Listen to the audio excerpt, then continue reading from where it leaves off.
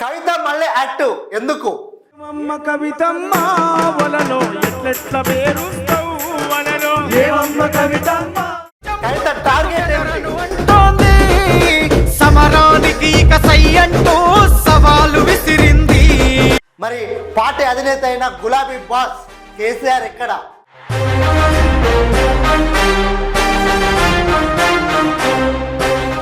మరి ఆమె టార్గెట్ ఏమిటి? ఆమె ఎవరికి అల్టిమేటం జారీ చేస్తుంది? హరీష్ రావుకా, కేటీఆర్?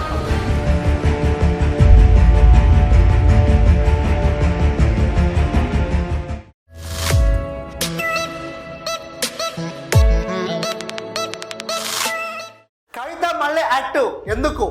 కవిత టార్గెట్ ఏమిటి? పార్టీలో క్రియాశీలకంగా ఎందుకు మారుతుంది? మొన్నటిదాకా హరీష్ రావు, కేటీఆర్ పార్టీలో క్రియాశీలకంగా ఉన్నారు. మరి పార్టీ అధినేత అయిన గులాబీ బాస్ కేసీఆర్ ఎక్కడ? ఆయన ఫామ్ హౌస్కే పరిమితమా? మరి కవిత ఎందుకు యాక్టివ్ అవుతుంది రోజు రోజుకు? ఇప్పటికే ఆమె లిక్కర్ స్కామ్లో అరెస్ట్ అయ్యి జైలు పోయి తిరిగి వచ్చిన తర్వాత కొన్ని రోజులు ఆచి తూచి అడిగేస్తూ ఉంది. మళ్ళీ యాక్టివ్ అయిపోతుంది కవిత పాలిటిక్స్లో. మరి ఆమె టార్గెట్ ఏమిటి? ఆమె ఎవరికి అల్టిమేటం జారీ చేస్తుంది? హరీష్ రావుకా, కేటీఆర్కా? మరి హరీష్ రావు, కేటీఆర్ ప్లాన్ ఏంటి? అసలు కవిత ప్లాన్ ఏంటి? మరి ఈ అంత దానిపైన గులాబీ బాస్ కేసీఆర్ ఎందుకు మౌనంగా ఉన్నాడు?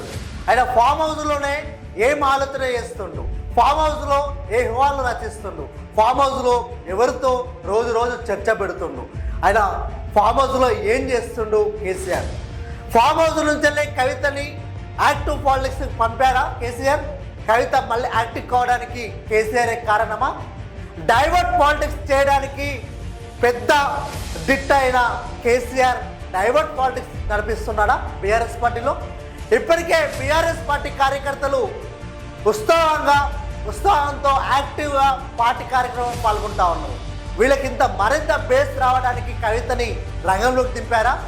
ఇప్పటికే ఉమ్మడి కరీంనగర్ జిల్లా, నిజామాబాద్ జిల్లా, ఆదిలాబాద్ జిల్లాలో పార్టీలో మాజీలు, తాజాలు పార్టీలు మారుతూ ఉన్నారు.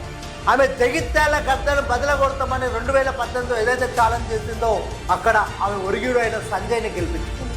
కానీ ఆయన 2023లో మళ్ళీ గెలిచి కాంగ్రెస్కి వెళ్ళడం జరిగింది.